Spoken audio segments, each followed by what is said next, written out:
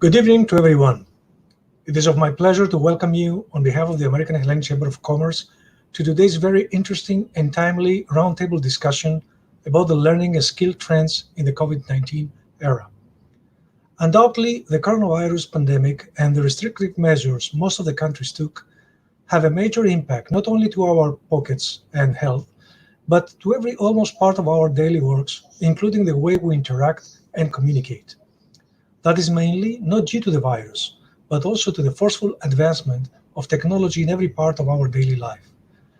This rapid advancement dictates an environment in which all of us need to adapt, and that requires a lifelong learning process in acquiring the necessary digital skills in order we will be able to be competent in our daily work and lives. I want to thank the exceptional lineup of our speakers today who will participate in a very fruitful conversation with the help and moderation of Mrs. Venetia Kousia, Chair of the Employment Committee of our Chamber, whom I also thank. Also, I want to thank our media sponsor, Epihiro GR. Before I conclude, I want to remind all that today's roundtable discussion is part of a series of multi-thematic conversations under the general title AmCham GR Digital Talks and Events that will be held until July 20. Thank you very much for your participation, and I will now pass the mic to my dear friend, Venetia. Ladies and gentlemen, dear friends, dear students, good afternoon and welcome to all of you. As you heard, I'm Venetia Kousia. I will moderate the panel, and this is another event addressed to all those interested in the trends and the skills in the labor market. But this one is remotely. I hope that we will continue to have remote meetings and events. The only condition is that we are going to select these meetings, not to be forced. COVID-19 has abruptly reminded us that the two most important factors of our lives are vulnerable and are not for granted. Both health and work need our daily care and appreciation, as their condition may easily change dramatically. We have been talking about the world of work and that it is changing for more than the last 2 decades at least, due to globalization, demographics, fourth industrial revolution, the invasion of the fourth industrial revolution. But I believe that we have been mostly observers of the changes, and our productivity was hindered by the astonishment of the speed of evolution. We have been reacting speechless. However, COVID, such a tiny virus, has succeeded in energizing us, in pushing us from inertia and become more creative and show our creativity in a different way, reinvent the frameworks that we have been thinking of. Invent the new boxes, I would say. Now the new boxes have been shaped. To come to our territory, the job market, it is evident that it has undergone an earthquake. I would say a tsunami, larger than a tsunami.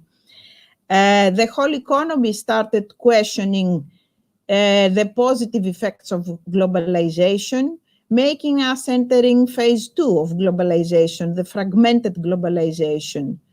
However, the 3 main undisputable changes in the world of work that have been observed are that the place that we carry out our work is now in doubt. This has repercussions.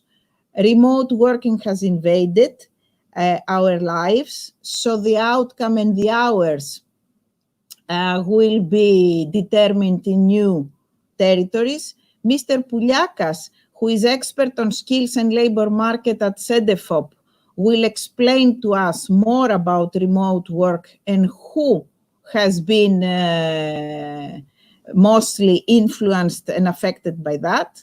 The second change is that there is a severe damage in the social contract of workers, as the safety net expected to provide workers a safety has disappeared, especially to those of the gig economy. But this is a huge topic, and it needs an extensive discussion among all three parts of the market: public, private, and government.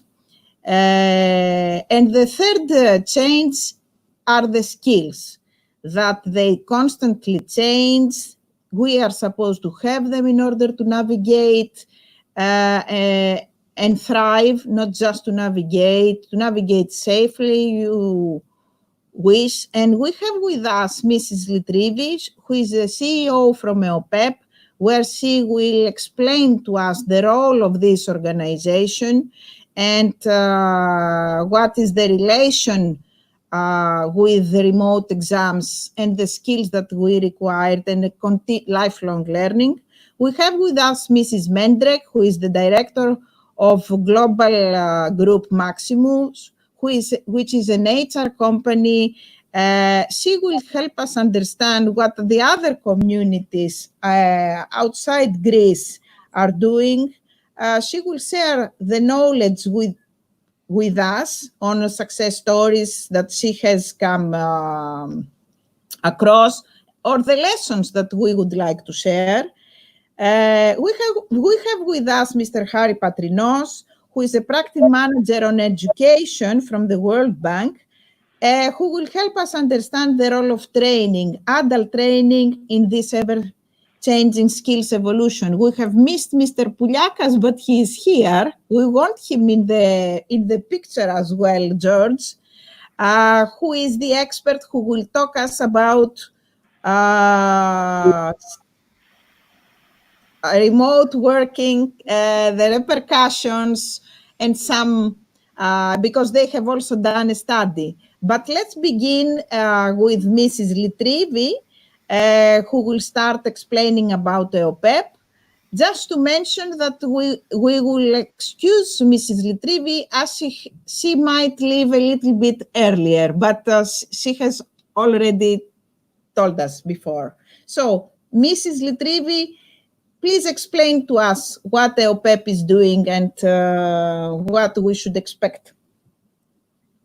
Dear distinguished guests, dear hosts, it is an honor to be a member of this roundtable on such a topical issue, the learning and skills trends in the COVID-19 era. Dear Ms. Kousia, dear all, further to your kind words, I would like to preface my speech with a remark that unfortunately, given today's prior planning, I have a commitment, as you said. As a result, I should leave before 6. So with your permission, I will leave a little after I have read out my speech. My speech is presented in 2 axes, not only EOPEP's mission, but also the changes that the pandemic brought about in the world of employment, training, and education. The OECD declared the global GDP growth could fall this year to 1.5%, compared to the 2.9 rate predicted before the coronavirus outbreak. Central banks in more than 50 countries have cut interest rates to try to strengthen their economies, and many governments have already started preparing extraordinary budgets and recovery plans. Recent projections from the World Trade Organization foretell an economic downturn and job losses worse to the ones happened to the financial crisis of 2008. According to the ILO, nearly 25 million jobs could be lost worldwide due to the coronavirus pandemic. The question is, would these workers keep their jobs in the long term if it wasn't for the pandemic? How would they be affected by automation and technology developments?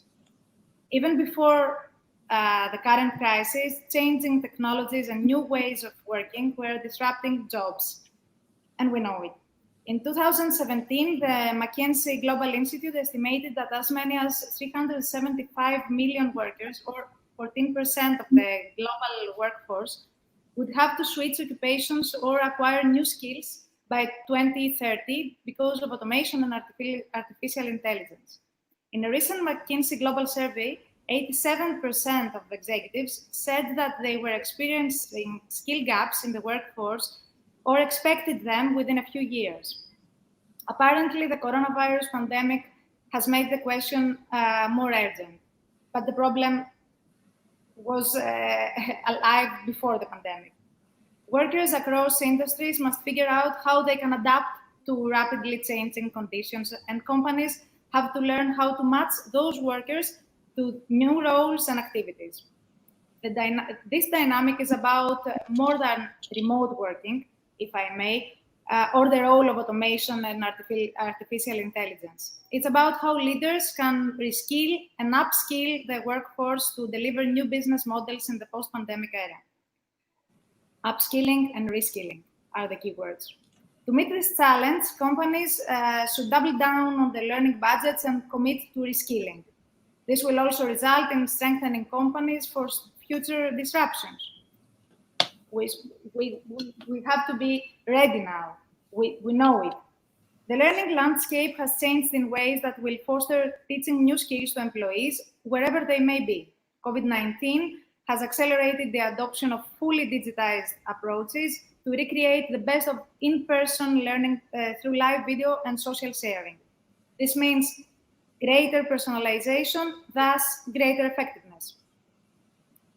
As the containment phase of the crisis gradually recedes, to my mind, there are 5 kinds of skills needed for the employees to be efficient and effective in the post-pandemic era. Digital skills, cognitive skills to ensure that critical players can respond to the need of redesign and innovation, social and emotional skills to ensure effective collaboration, especially now that they should be strong despite distance, adaptability and resilience skills to thrive during an evolving business situation, and critical thinking. During the pandemic, we have seen a spike in fake news and misinterpretation of data and studies as leaders, businesses, and governments are trying to shift blame and divert attention. All in all, as we can realize, the job market of the future will need unique human qualities. These skills aren't, at least yet, ready to get an algorithmic shape or be the brain of a robot. As far as EOPEP is concerned, so let's get in the second act of my speech. Let me tell you some things about the mission of the organization.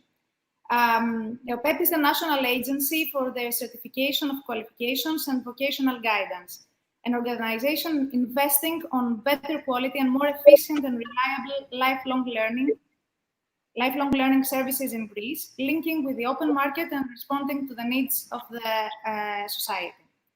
The core of our mission is geared towards linking VET, vocational education training, with labor markets needs, upgrading citizens' professional qualifications, reinforcing their employment perspectives, thus strengthening social cohesion.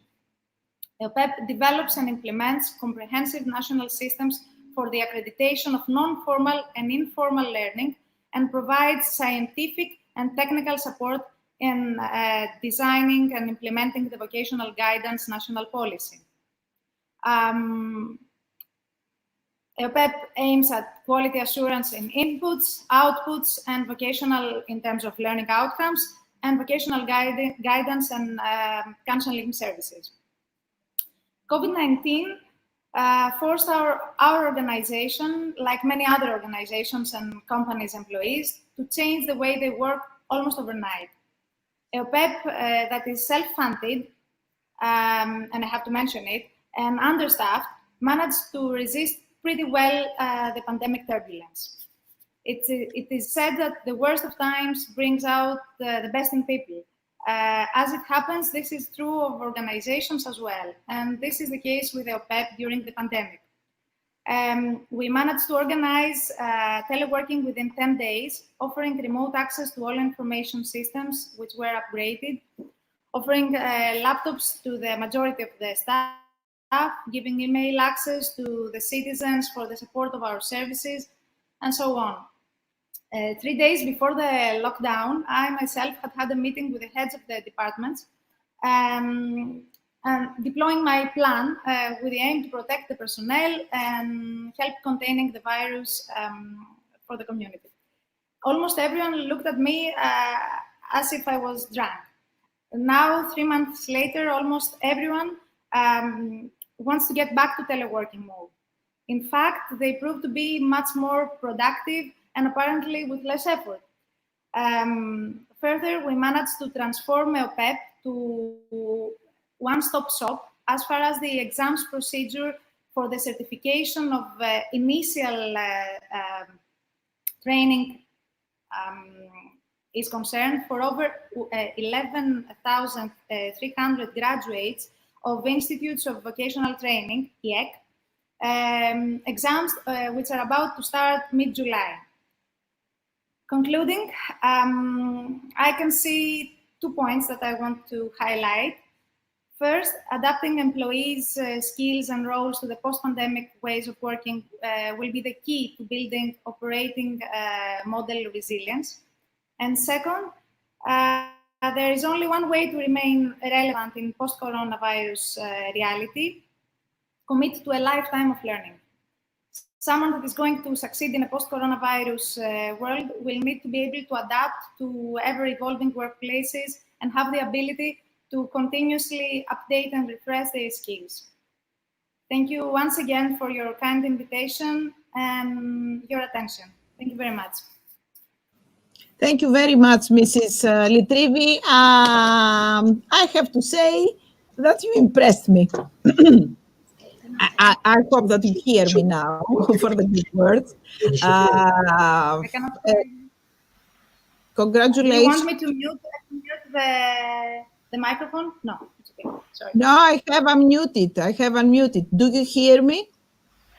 Yes, yes. Do you hear me? I can hear okay. You now. So, okay, I have it unmuted, but I don't know the devil of technology behind the scenes, what he's doing. Congratulations.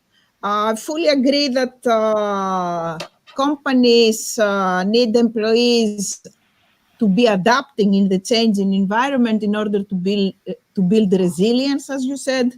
And the only certain is that we start learning as soon as we start reading and listening, I would say, not even reading.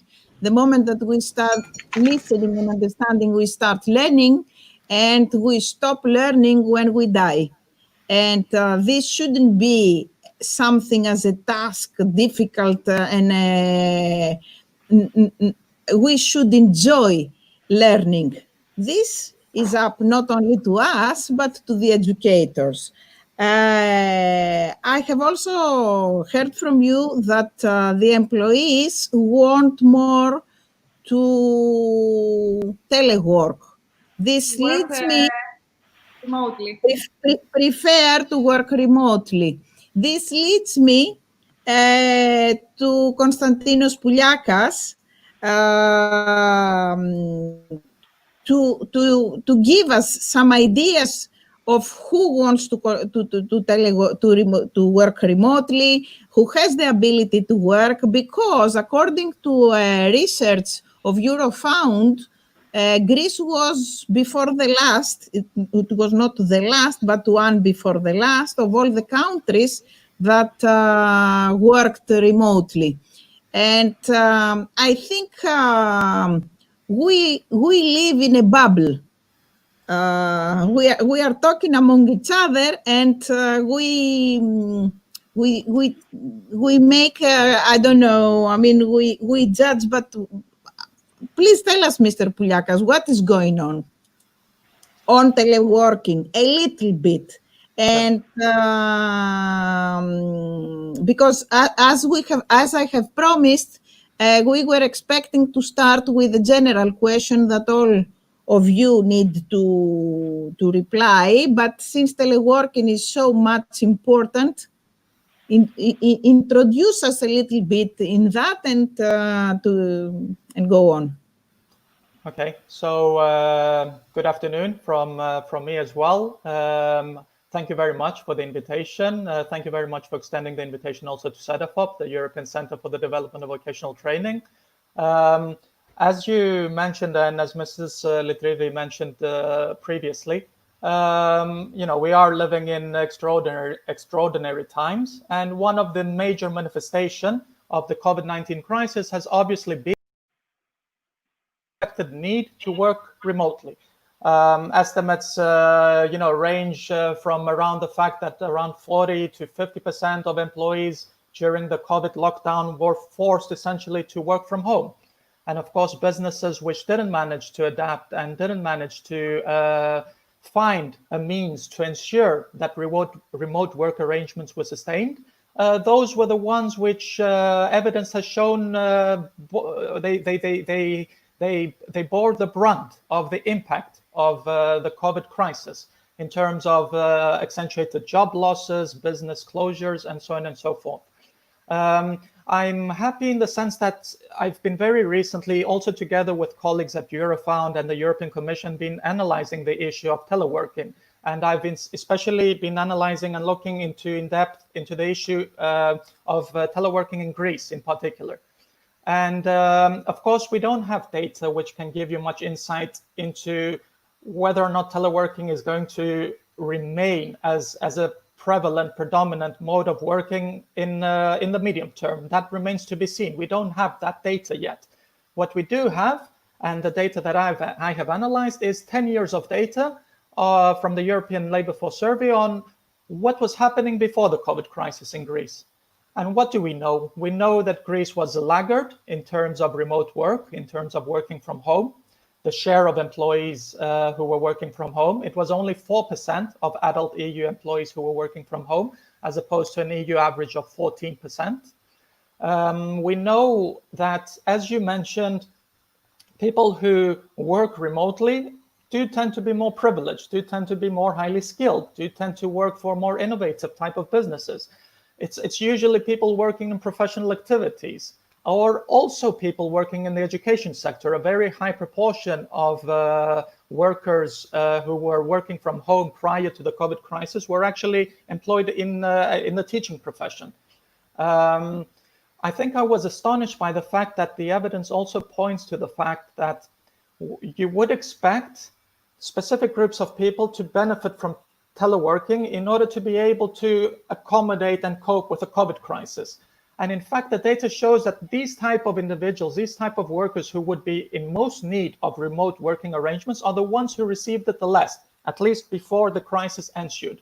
So I'm always surprised by the finding that in particular, females with young children in Greece have the lowest probability of being engaging in remote forms of work.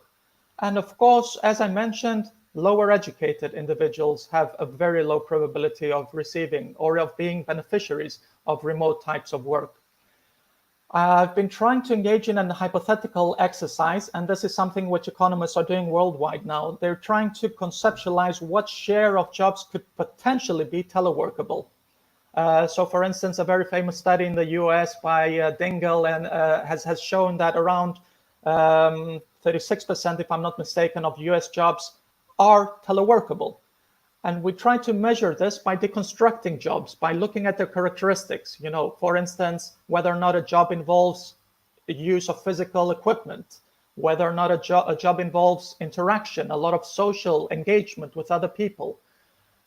So by engaging in a similar exercise for Greece, I have found that around 35 to 36% of all EU jobs could potentially become teleworkable. So contrast this to the 4%, which was a tangible share of people working from home in 2018, about a year and a half, 2 years before the COVID crisis. And you will realize that there is scope for around 800,000 Greek adult employees to be moved to the remote space. I conclude by saying that, of course, this doesn't mean that everyone should be pushed towards teleworking. Obviously, there are major benefits to working in an organization. There are major benefits in interacting with your colleagues, with your coworkers. We've been discussing about the importance of skill development and of learning. And we know from other evidence, including all of the work that Sedefop has been doing, that the major driver and motivator for informal learning tends to be your workplace, tends to be the type of interaction that you're having with your supervisors, with your colleagues, with your coworkers. So the point I'm trying to make is that a balance will have to be struck in the post-COVID era, where we are definitely ensuring that workers, employees, businesses are benefiting from the additional facility of remote work, but we need to do so in a manner where we will not sacrifice the advantages that you tend to have when you are working in close interaction with colleagues, close interaction with your co-workers, and when you are engaging in a vast amount of informal organizational learning. Thank you, Konstantinos. I would like to ask you, Ania and Harry, do you think that employers were expecting such a disruption? Have they proven to be flexible? We have heard that the employees at the OPEP were listening to Miss Lytrivi 2 or 3 days before the event like she has been drunk. I might say that some employers must be like, I mean, they caught up unprepared. What is your opinion and your experience, Ania? Thank you. Thank you so much for having me. It's a privilege to be speaking with such a distinguished panel. I come from an operational background. So Maximus runs public services on behalf of state and federal and local governments. And we work with the most disadvantaged populations, people far from the labor market. And then we work with employers who we help to get our job seekers into sustained employment. And one thing that I have noticed is, despite the fact that they were taken aback, that they were surprised, and I think, we've heard that a number of times, that life has changed quite abruptly to everyone, from a government level all the way to a small shop owner. Some of the employers embrace the change. And what we have managed to do is engage in a dialogue and a conversation on introducing digital tools in helping them either upskill or reskill or assess to start with their employees. Some of them, we work in Italy and the northern part of the country where we have most of our operations. As you know, that was struck the most in terms of impact of COVID. But employers were still trying to find a way of looking at their workforce, take a stock, take a almost step back and see where they need to be going in the future. And we engaged with them through various of activities, including the virtual job fairs. And initially, when we did the job fairs in our offices, people were a little bit skeptical. Some came, some did not. When we had a Zoom with a number of different rooms and employers and our job seekers and the interaction, we were blown away by the spontaneity of the discussions, by the openness of some of our employers, and almost, in a sense, lack of inhibitions of both the job seekers and employers to ask questions, to find out about concerns that both sides may have. So we acted as a sort of intermediary in that respect. But and having done one, we had so many requests from our local employers to continue that. And actually, successfully, we have managed to support people into employment. So I think in a situation where you feel quite desperate, when someone is offering you a way of continuing your business or a way of looking at it in a more brighter light. I think many of our employers that we worked with and our job seekers embrace that. This is true for smaller employers as well. I mean, for all sizes of employers. I agree, and I think even more so for smaller employers. When you think about someone who runs a local business, they don't have the human resources, they don't have the full back office, they quite often don't invest in upskilling their staff. In northern Italy, vast majority of businesses are almost family run. If you think Veneto and Lombardia and Emilia-Romagna, there's sort of a family history in having a business, but those people have no skills to upskill their staff. Quite often they are too busy to run the day-to-day operations. They don't have time to think about what's available there, what sort of funding is there, how we can support our people. And yes, a lot of people, and as you know, the statistics have been hit with being on furlough, putting sort of almost as in a parking space. But some businesses use that time to rethink their model, to take a stock of the skills that they have. And from a government perspective, the challenge is, how do we support employers to have employees who are technologically employable and can continue working? And how do we support job seekers who've already been in precarious situation before the COVID to become technologically employable? So I think there's a whole host of activities that and efforts that we have seen had a positive impact. Mr. Patrinos, you are all over the globe from what you are seeing and following up. And I think you have seen some similarities and some differences. Can you share with us your extremely interesting experiences? Yes, thank you. I think from where I live in the suburbs of Washington, D.C., and what I see in this country, I tend to agree with what Ms. Mendrek observed in terms of employers' responses.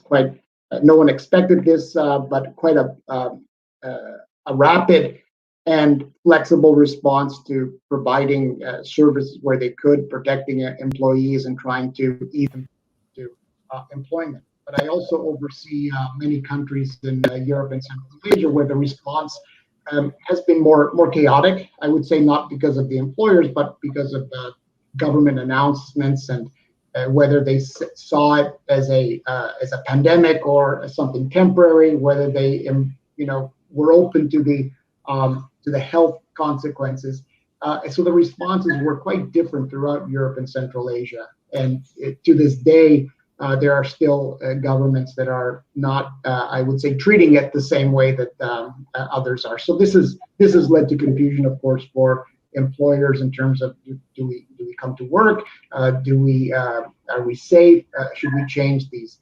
But of course, some countries have been excellent in terms of the communication and the support they give, and therefore employers are able to practice safe business operations and trying to protect the employees. I think this has been a devastating outcome for many lower income countries that don't have the abilities to safely social distance and to change employment practices rapidly. A lot of information and misinformation. I think someone already mentioned the misinformation that's extended. I think we were seeing this before. We're seeing a lot more now. So this is why I said there's a lot of confusion in many of the countries where I work. Of course, we're seeing this from a distance because, like everyone else here, our employer went into lockdown very early in March to enforce the social distancing.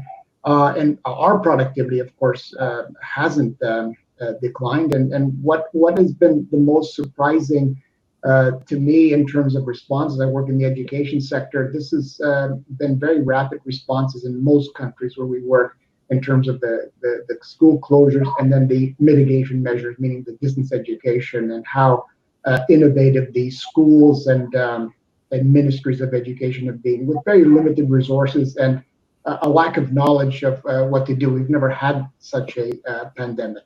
But for many people, this crisis will lead to a rethinking about how they get the skills, how employers reskill and respond to the ongoing, I would say, potential for lockdowns and closures, and how this will affect productivity going forward. We have been discussing about how easily, let's say, they have, how fast they have adapted to the new remote working model, and they are going to rethink their process models. Were they ready to handle the psychological aspect of the employees or of the employers? I mean, we usually talk about how productive or how close to the clients or how close to the teachers to the pupils. What about the psychology of all these people, that they have changes in their daily lives? There is a lot of uncertainty. I mean, even the mothers with small children, that they are less probable to work remotely. I think if you are a mother with a small child that doesn't go to the nursery, doesn't go to primary school or whatever, and depending on the area of your house, you do have a problem to work at home. Let's be honest. I mean, it is not only the skills that we lack, that we definitely lack from all sides, I mean, from all the sides of the triangle. Please share with me, and Mrs. Lytrivi, if you want to interrupt, I mean, the psychology, I mean, to intervene, the psychology, Kostas as well, I mean, please tell me a little bit about that before proceeding to the skills and the e-learning, etc., because psychology is part of the wish to continue to learn. In my opinion, in my humble opinion. Who starts first? I give you the option. Konstantine? I can have a go, even though I admittedly have not really looked deeply into the psychological implications of the COVID crisis. But one thing is for certain for me, and this is linked to the whole discussion about the reskilling and the upskilling, because as you're fully aware of, one instinctive reaction of many governments and many stakeholders during the COVID crisis was to highlight that, with 200 million hours available, as was quantified by the ILO, of free time that people had, what are they supposed to do with all of this time? So obviously, the one defense mechanism is a psychological one, where people had to obviously get to terms with the situation, be patient, and in this respect, the type of adaptability skills that Mrs. Lytrivi mentioned at the beginning are extremely crucial, to be able to tackle and mitigate with such an occurrence. But the other argument was, if you have so much time at your hand, why don't you try to invest more in your learning? So in that respect, I have a couple of comments to make, which is that firstly, there does seem to be a positive association between people being at home and then them making the decision to invest in more continuous learning. Okay, this can be potentially explained by the fact that obviously when you're have alternative work arrangements, you have to go to your workplace, various barriers, time constraints, and so on and so forth may inhibit you from taking the decision.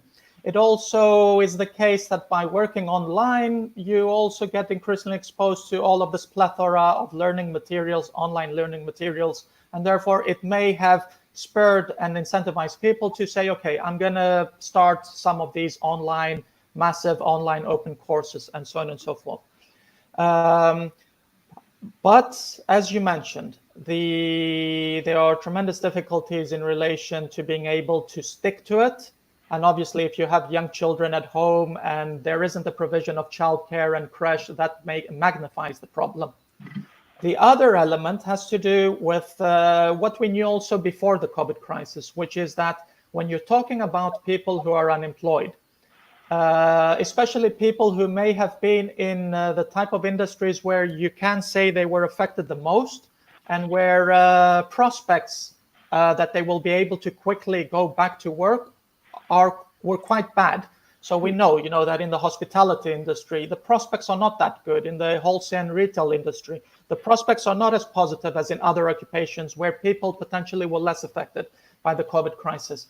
So what do we know? We know that when people are in such a situation where they are at a distance from the labor market, managing to design training and reskilling programs which are effective is a function of both the design of targeted programs which are really identifying people's skill gaps, but not only that. These programs should give a huge emphasis on the psychological support mechanism and on the guidance mechanism. Spending a lot of time with people, talking about their expectations, talking about the potential dismay that they may be feeling. Unless you go through and pass that first hurdle, the psychological hurdle, then any type of initiatives that you may be trying to put forth to convince people to do more learning, let alone online learning, is very likely to just lead to disengagement. I can understand it.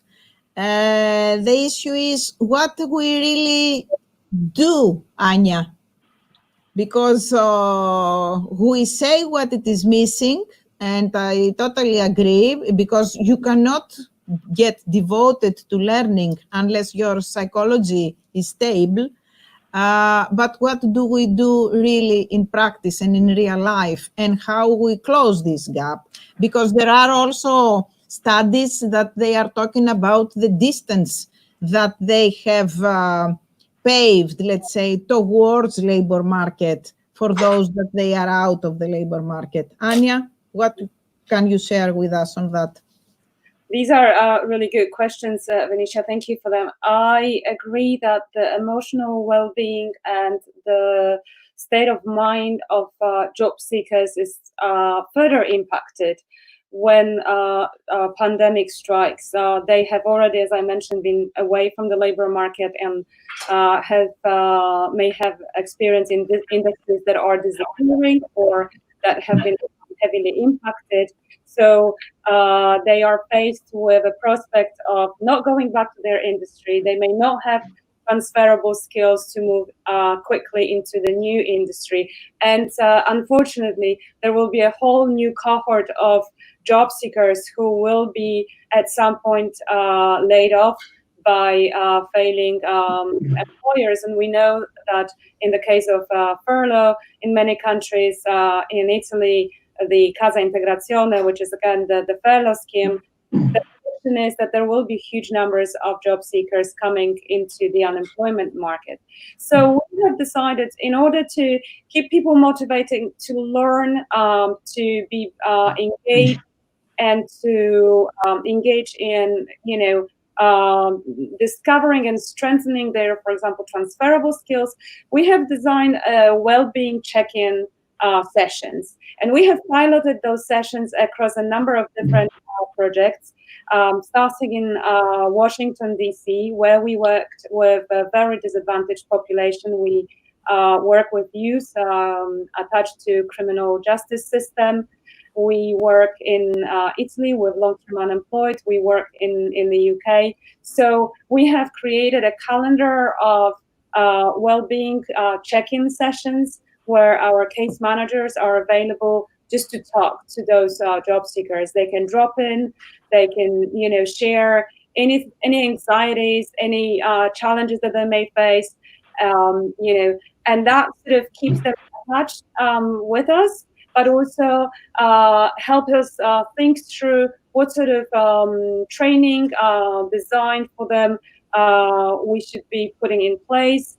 What are the gaps that they may have, and also we're looking at the employer population and what they are needing and what they will be needing once we start reopening the businesses, because we all know there is no grand opening of businesses. So there may be slow steps in many countries to sort of open the economy, open the markets. A lot of employers will be still unsure of recruitment at a scale or at all. So we're trying to sort of pilot all sorts of different activities, both for our job seekers to keep them motivated, to make them learn something different, to make them look optimistically into labor. I have heard from someone who is in the business that we are talking about.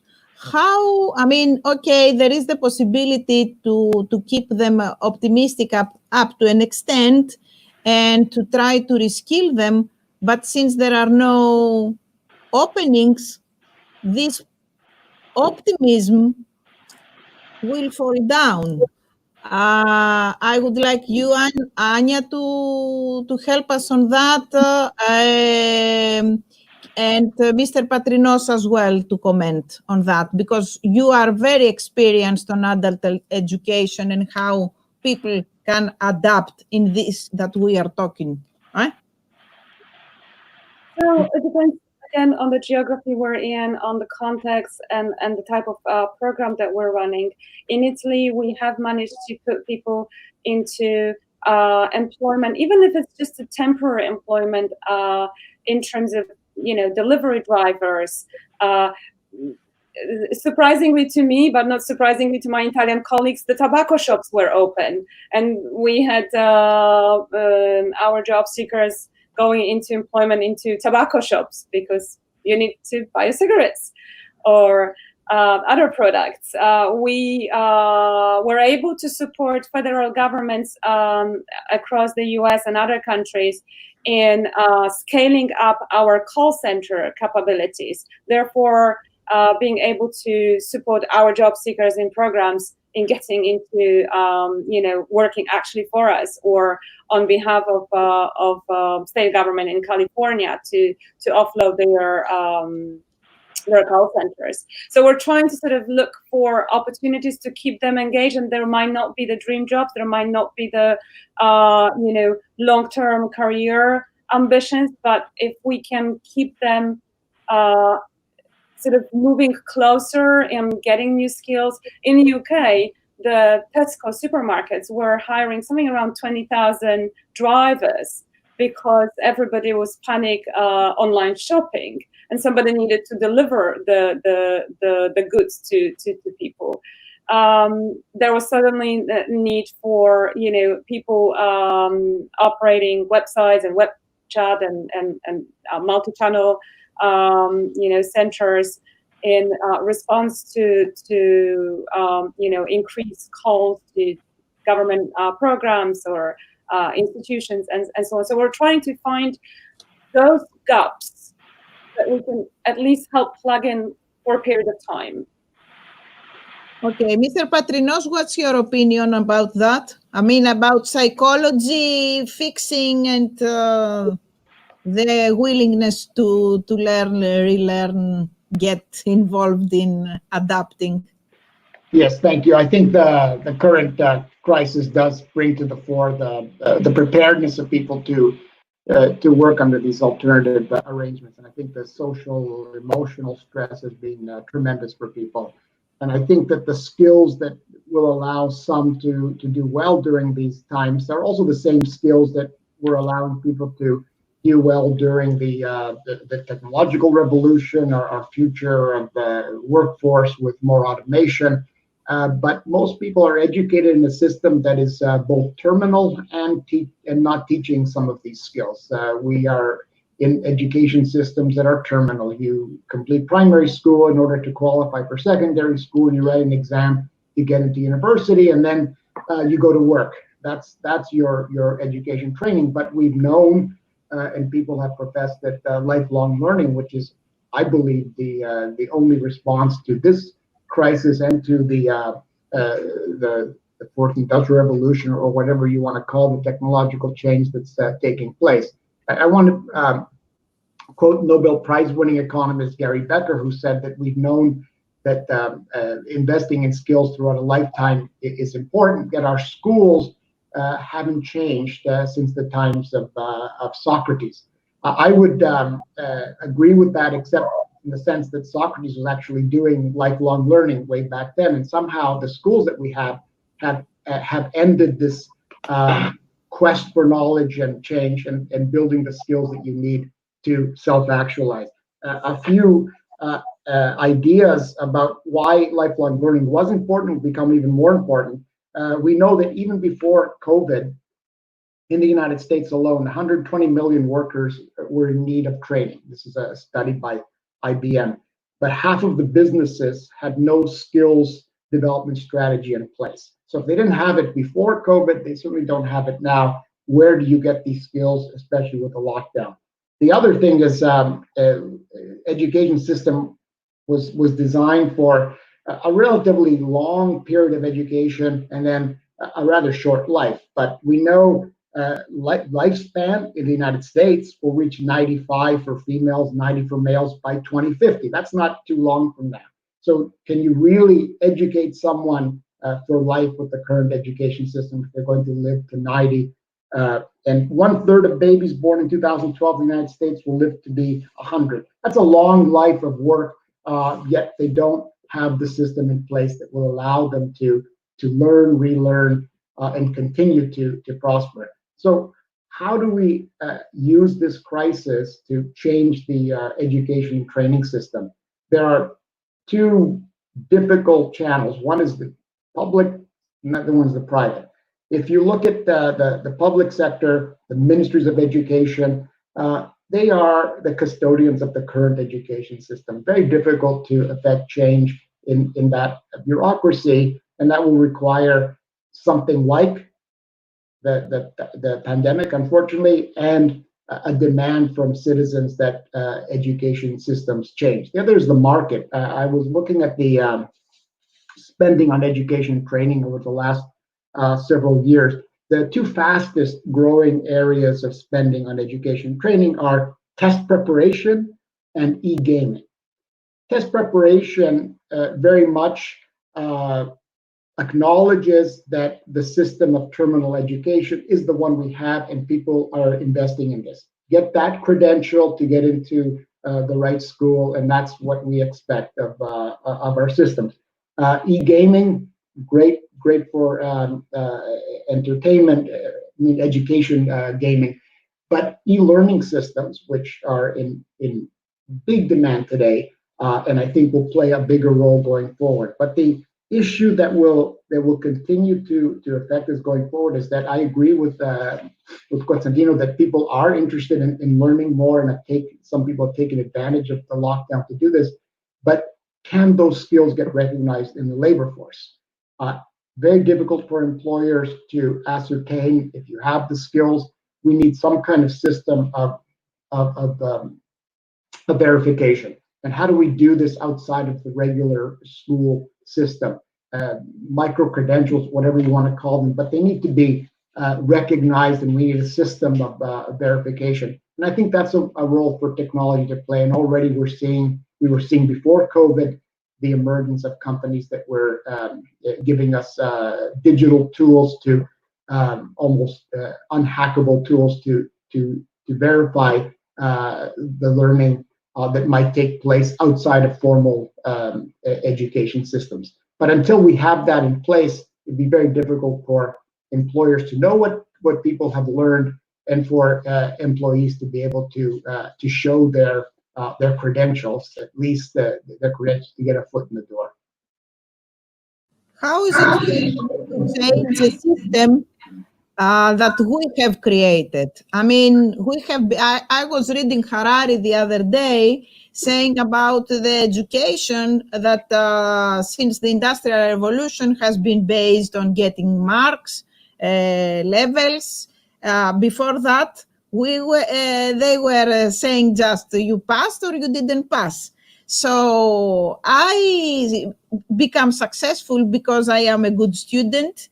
I pass my exams with high marks, and then I go on and on. How are we going to change such a system since we have been brought up in such a system? I mean, it needs very courageous decisions to take.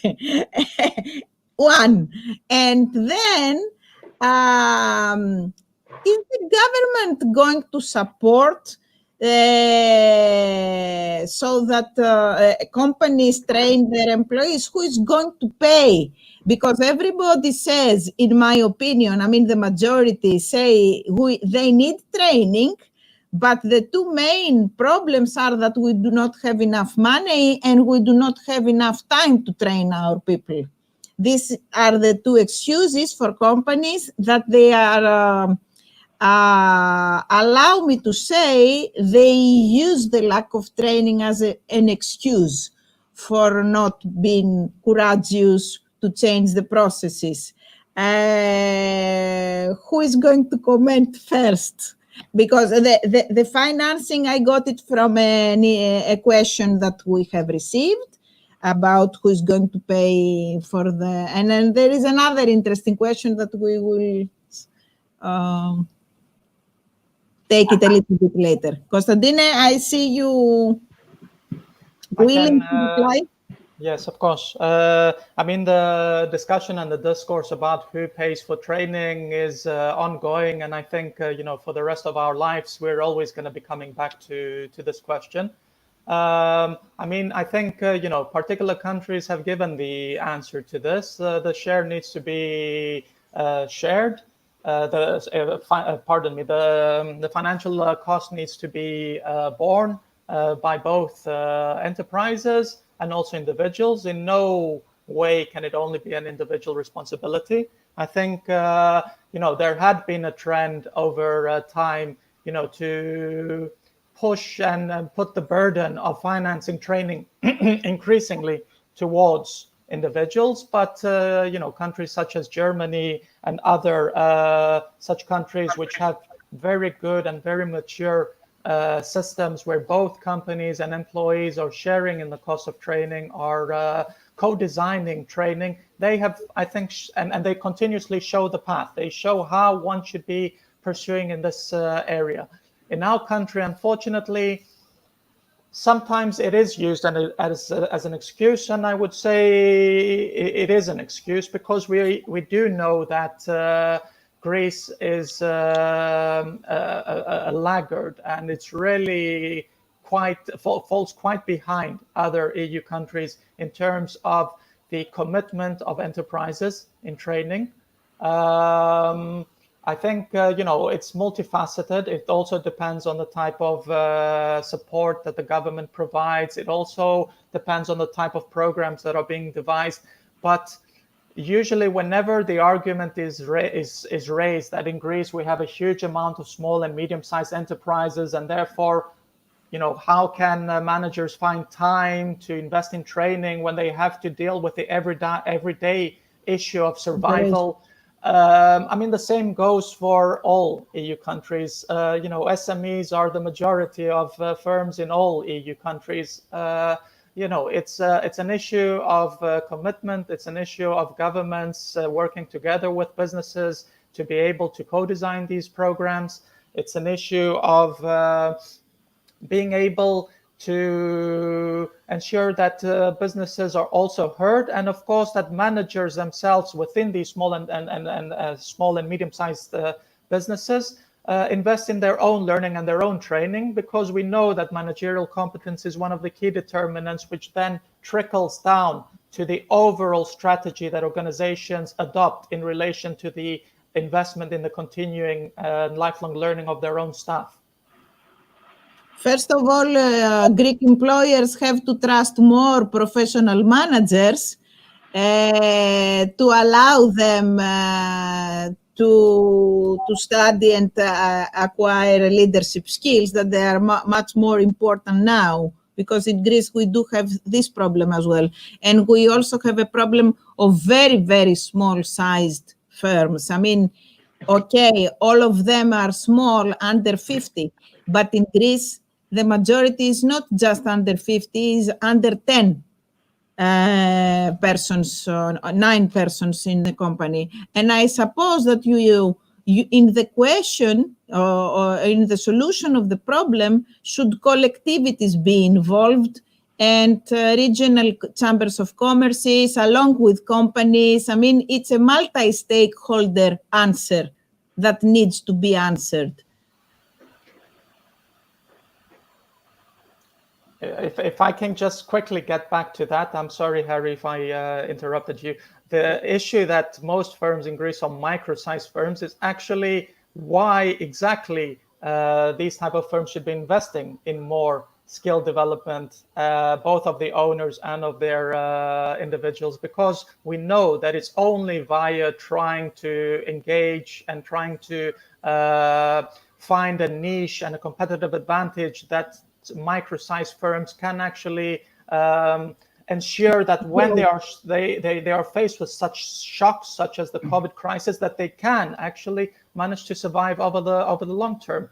And the additional issue that you raised is exactly that. This is how the education and training system is changing in general, namely that we are observing that vocational education and training systems are becoming multi-stakeholder, and you're having a plethora of new actors who are potentially becoming education and learning providers. So coming back to the issue that we were discussing on psychology, on the health implications, we have observed in recent years that exactly when you have civil society organizations, local communities being more and fully engaged in the design of customized and tailored training programs, the possibilities of having the engagement of firms and having more effective outcomes for employees are maximized. Mr. Patrinos? Yeah, thank you. On the financing question, I think Konstantinos speaks well about what we know about training and enterprise engagement. And I won't speak about Greece, but in general, I think there's, for any country, for any society, there's three sources of finance of training. One is private spending, what people pay out of pocket. The second is government spending, private, including employers as well. And then the third is future earnings. And I think right now Sorry, what is the third one? The third is future earnings. Future. So the most of our training systems are either from enterprises, which, and if they're small enterprises, tend to tell you that they're not happy with the quality of the education systems. You give them incentives to train. They typically don't, because they fear employees will leave or they'll get poached.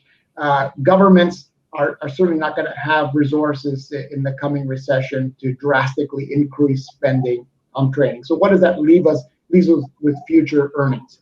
The way that Australia and the UK, New Zealand, and several other countries finance their higher education system is through future earnings of the graduates collected through taxation. So when you have a downturn in your economy, people don't pay. There's no risk to the individual taking on this debt. Much better system than traditional loans. It also means that you have created a new source of financing that doesn't exist. This would help us through these crises, because it wouldn't create a disincentive for the trainees or the institutions to provide the training, and it will continue to give us a future stream of earnings that's much easier to collect in the traditional systems. That would be a response in any case to creating more resources for education training. But during these downturns in the economy, it definitely becomes the only fair way, equitable way to promote education training. When Australia adopted this for higher education, they had one of the lowest enrollment rates of all OECD countries. I think today it's one of the highest, primarily because of this system.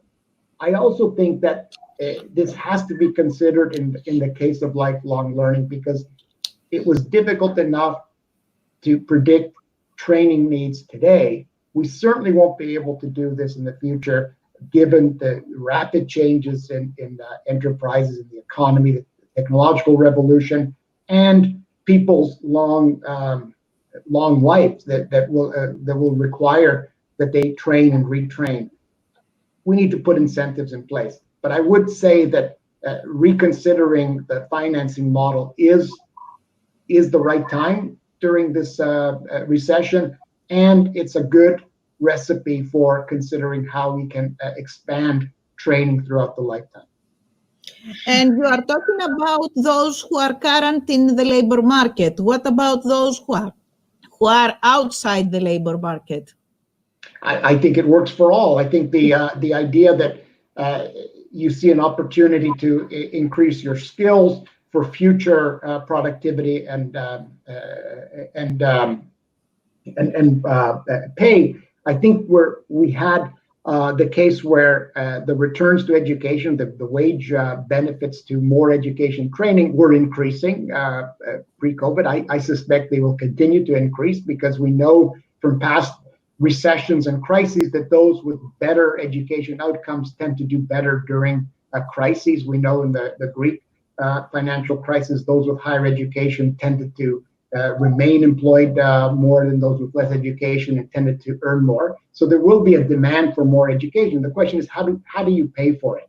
I don't think governments will be able to expand drastically what they spend on education, so we do need new sources. If it's all up to individuals, that's very inequitable. So we do need a system that allows people to borrow against the future in a way that protects them if the economy doesn't do well.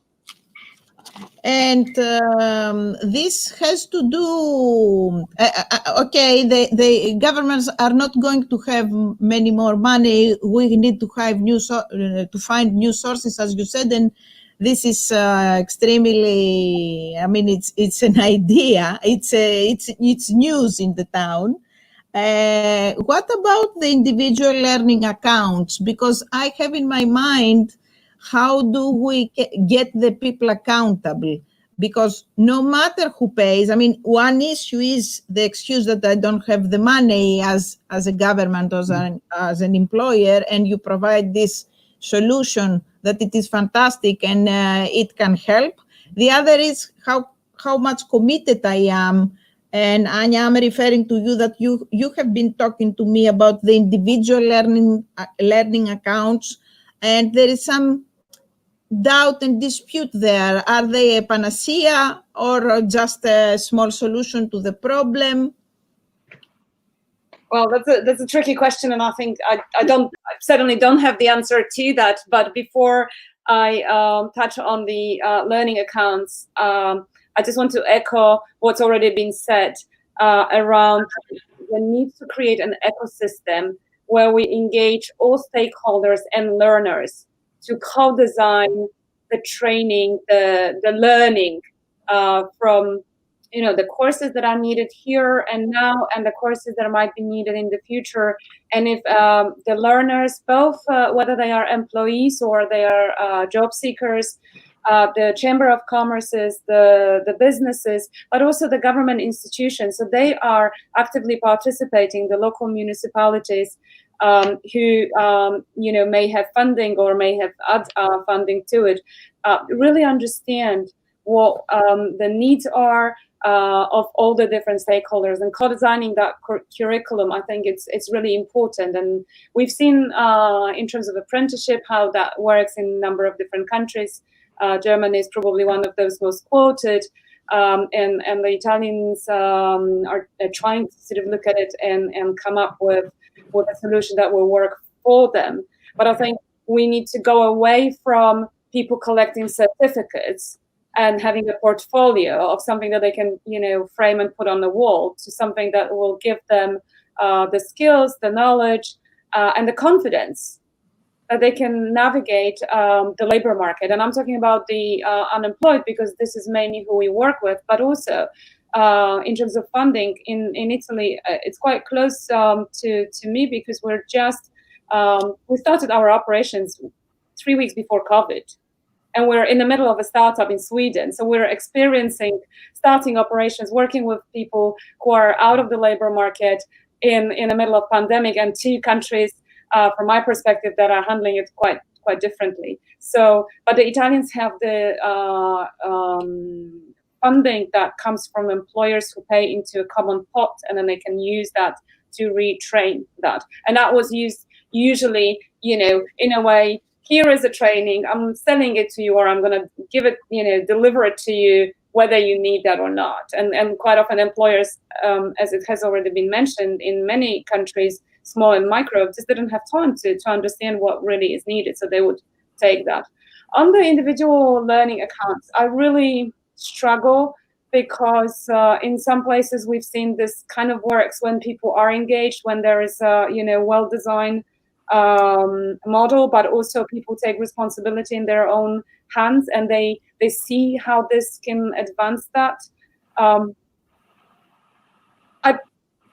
It's a difficult one, I would say, and I think there is no one answer on this, and I'm sure Mr. Patrinos or Konstantinos Pouliakas have more to add on this from a research perspective.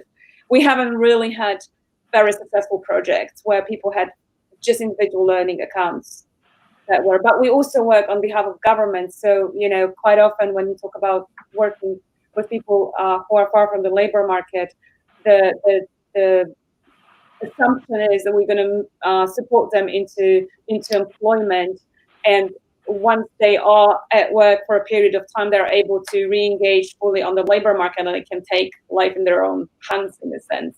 So there's also quite often, shall I say, short-sightedness in how programs are currently designed. Okay, we need to find a new business model. We need to redesign altogether to produce a learning ecosystem, I would say, and I can understand. Mr. Patrinos, how can we convince employers and employees, for different reasons, of course, to trust in this e-learning, e-skilling, lifelong learning? Because, I mean, and stop having this diploma ready people. I mean, they are adding, especially the last 2 decades, everybody has a master that he or she doesn't even remember why she decided to study it, just to promote the career. I mean, and they trust that they will hire him instead of having some other skills, soft skills or hard skills, depending on the gaps. I mean, we are learning, but in order to learn, Ania has said it before, to learn what you need to learn and bridge the gap, you need to be assessed first. So assessment, we don't do, we don't believe. We learn, we don't believe in non-typical, especially in Greece. Non-typical education doesn't have a lot of value. Please clarify how we can change perceptions, mentalities, because I want to come up in trust as a next question. Yeah, great question, and I do remember the early experience with the individual learning accounts. I think they were done at a time in the 1990s when the technology wasn't there for the verification, and there were questions about the integrity of the systems. I think today they could be done in a way that avoids some of these issues. And I would say the answer to the question, Bettia, is to create the proper incentives. There's a version of an individual learning account that was trialed in Canada in the 80s and 90s. It was called Learn Save. I don't know if it still exists. The idea was to take people that were on social programs and to give them an account. And if those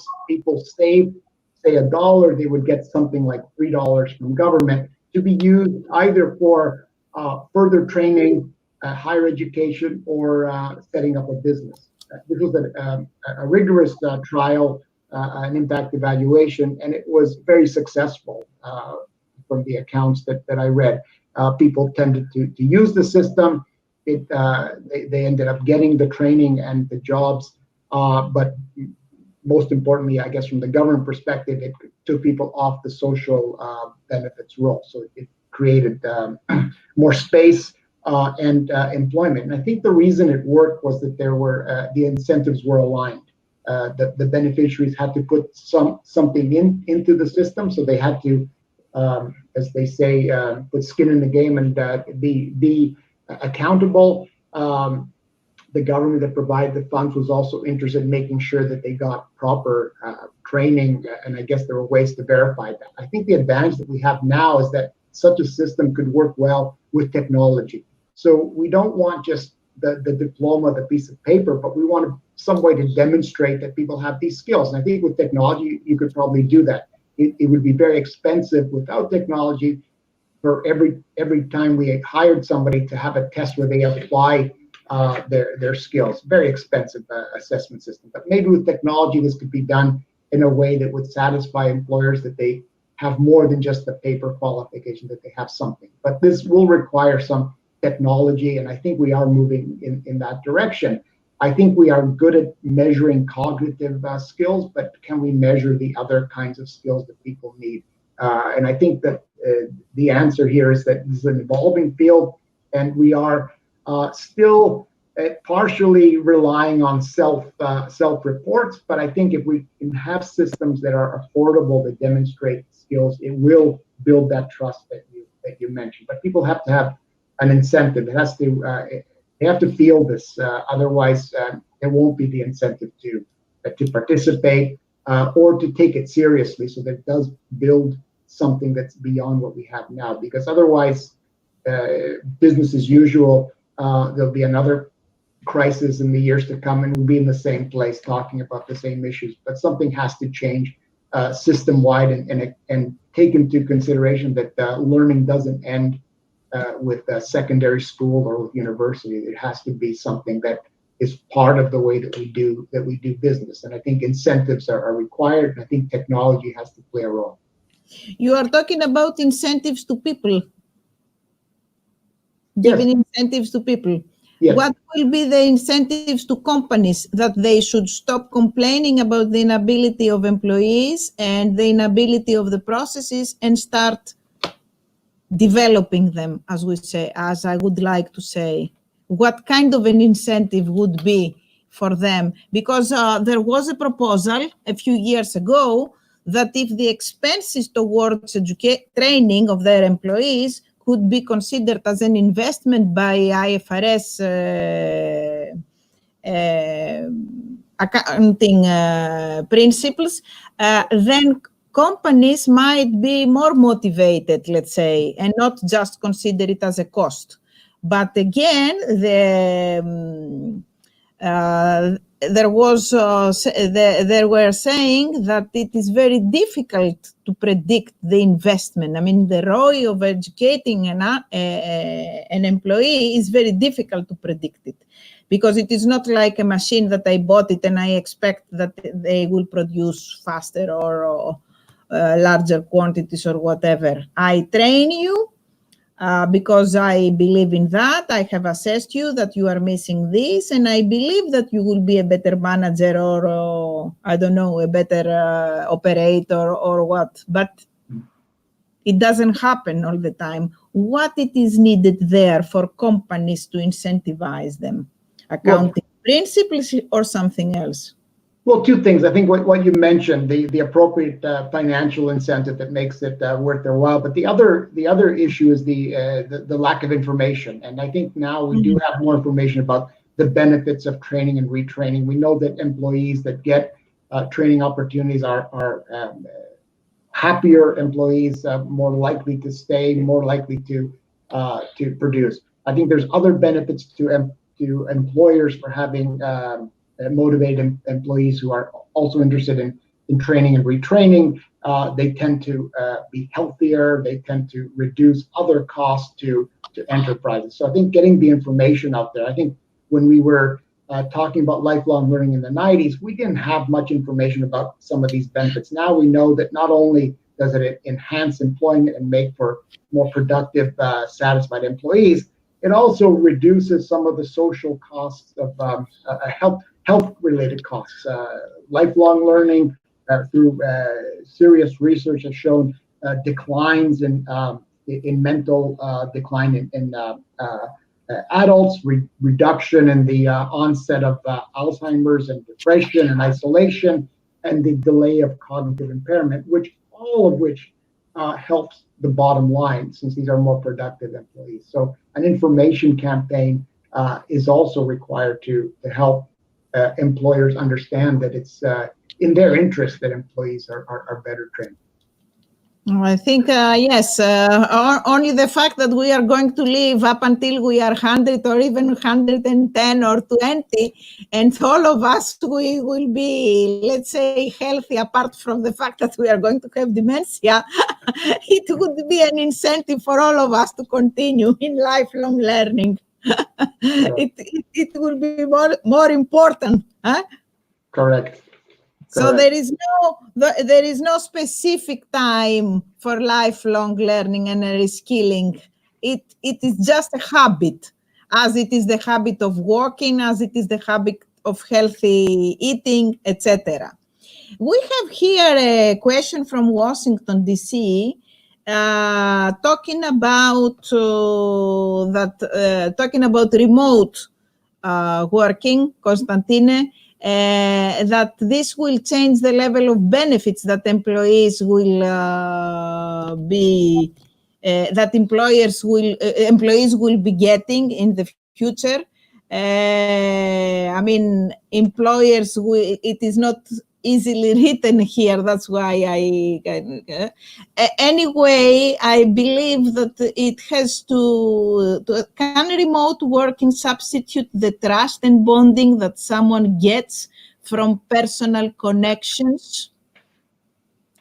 Apart from the fact that, yes, there will be a huge change in working areas, in rents, in smaller places sometimes, in bigger places some other, whatever. I want the second part. I think it's more important, the trust. Do I need to be close to you to trust you? Or it is I am okay just seeing you. You are in Thessaloniki, I'm in Athens. We can meet whenever we like now. I mean, it's a very challenging question. It also very much depends on personal idiosyncrasies. I equally know people who would say that working online and interacting online has actually proven to them to be more productive than the type of work medium that they had previously. But I also know of individuals who are basically feeling despair and really missing the type of social interaction that they previously had, now that they're being forced to telework continuously. So the best thing I can do is to go to science and reflect on available literature. And there are ongoing studies. I definitely wouldn't say that, I would say that the jury is still out on this, but there are ongoing studies on trying to see whether or not the quality of online interaction and whether or not the use of online communities can have positive advantages or can be comparable to face-to-face social interaction. My reading of that literature is that obviously, by engaging in virtual communities, by trying to learn and work online, there is something which is amiss. There are definitely elements which cannot be fully offered when you're just using virtual working and virtual learning. However, it's also not as bad as one would think. The available evidence does tend to show that, in particular with regards to youth population, the type of friendships and the type of engagements and the nature of the social interactions that they have via online communities, whether or not that's Twitter, Facebook, Slack, or any other type of modern interactive tool, which, we are probably also too old to know. They are quality interactions, and they do substitute and they do engage in a significant amount of exchange and knowledge accumulation and learning, as you would typically associate with face-to-face interaction.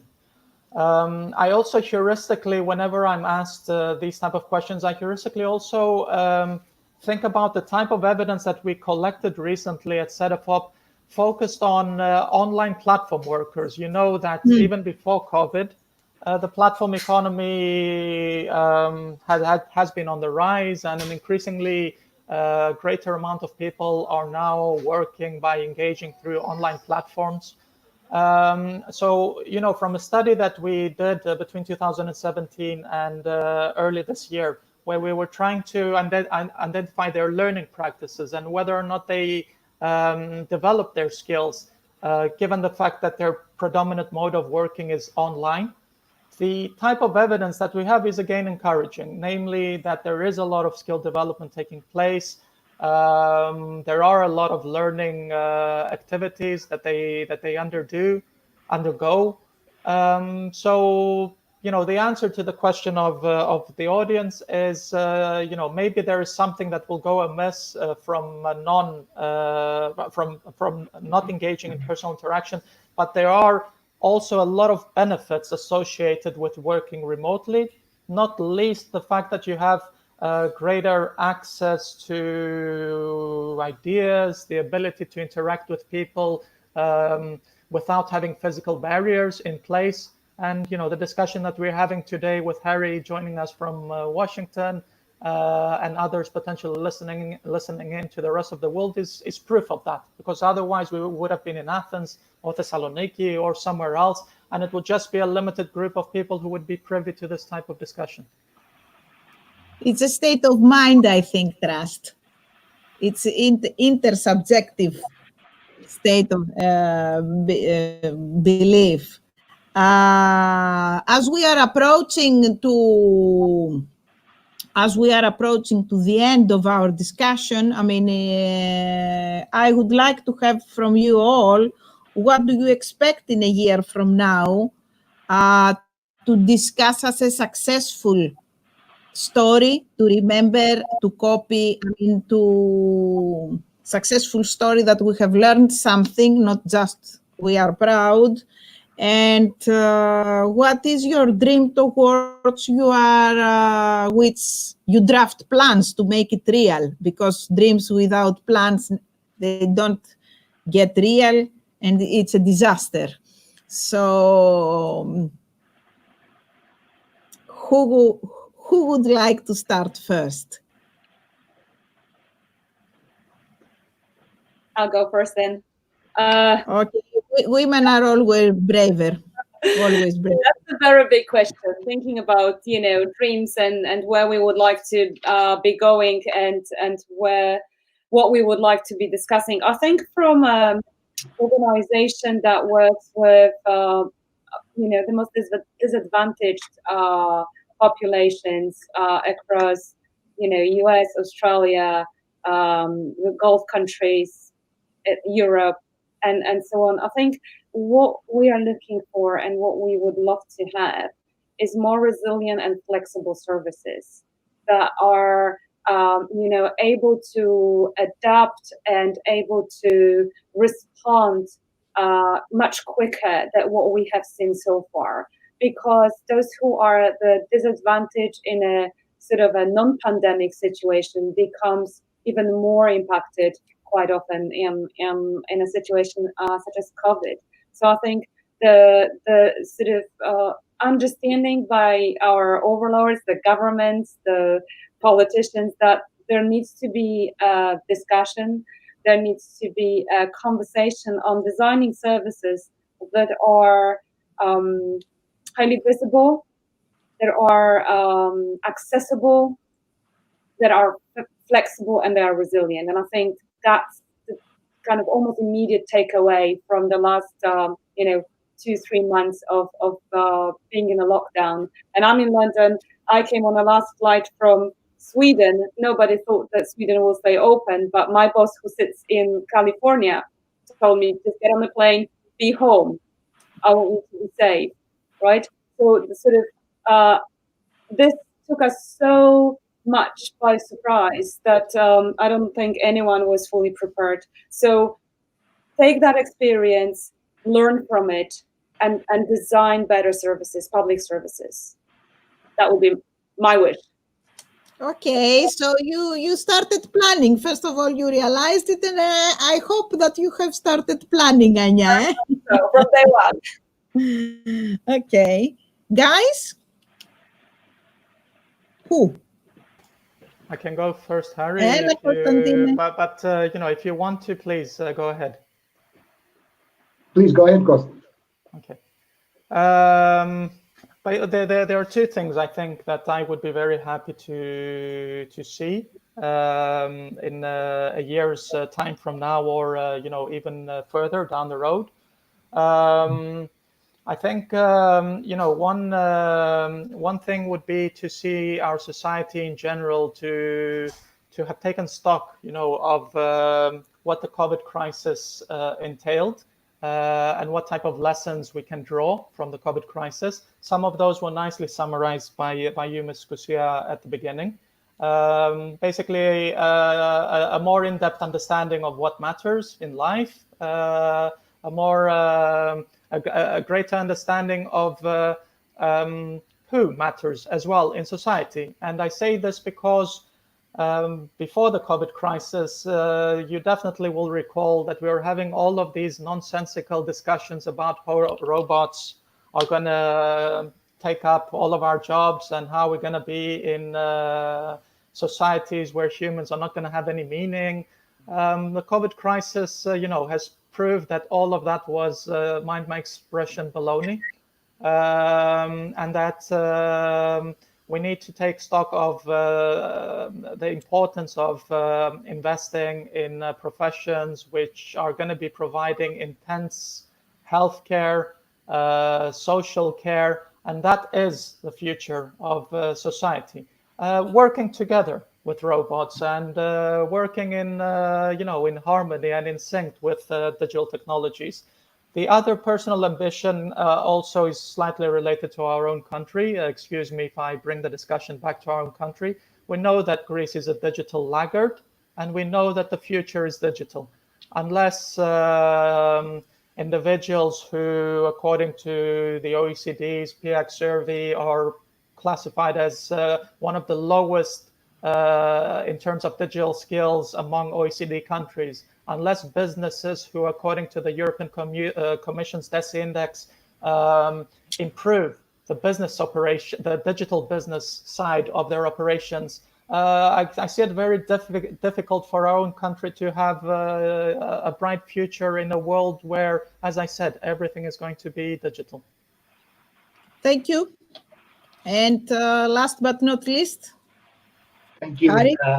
Thank you. I think the day that my organization announced the home-based work, I was in a conference call on lifelong learning, and we were talking about how we might create more buzz for lifelong learning. And I think we have the ammunition now. I think we've learned one thing for sure is that it is possible to work remotely, but we've also learned that it's highly unevenly distributed ability, and there is scope for greater inequality unless we do something. And I think that something is a system of a lifetime education, but it does require some kind of transformation, perhaps radical transformation of the education and training system. So one hope, which I think is possible, is that we see a greater integration of technology into education systems, not as an alternative, not as an add-on, but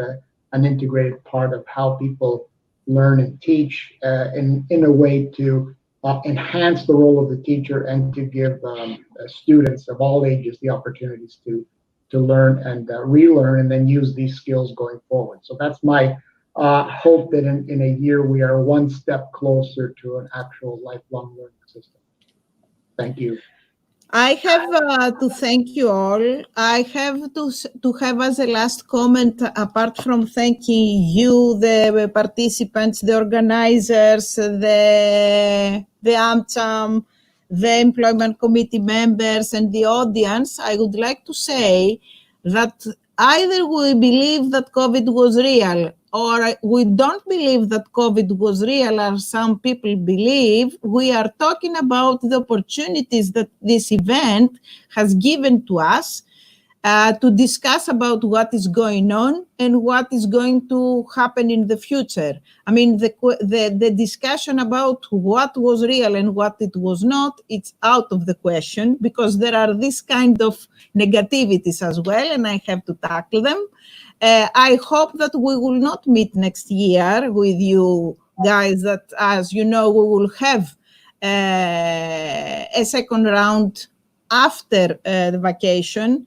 I mean, after August, vacation time in our minds, because I think we will be working a lot more than we used before.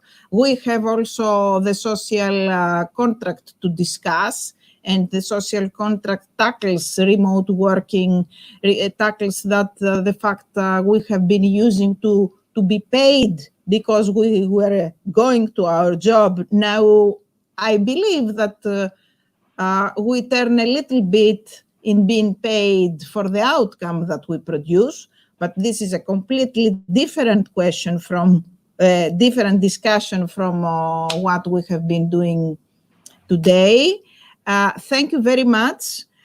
Please provide us with your insights and your research as you always do, but do it a little bit with more I don't know, intention, let's say, because we learn from you.